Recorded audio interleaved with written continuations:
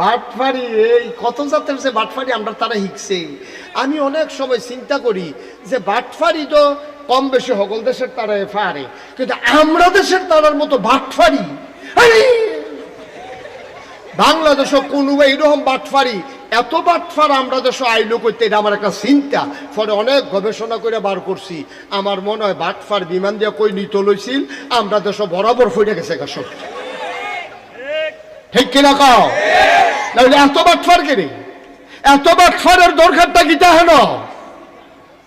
দোকানদারি করতে গেলে বাটফারি, কাস্টমারের বাটফারি, দোকানদারের সিয়ন ডাইল মোটা ডাইল এখনো মিলেই যাবি ভাই চালিতেছে।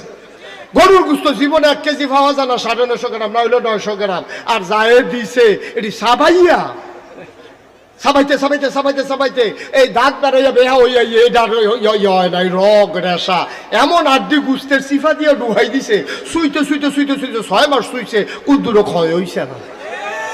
ঠিক রে? বাটফারিটা কোন জায়গাত নাই?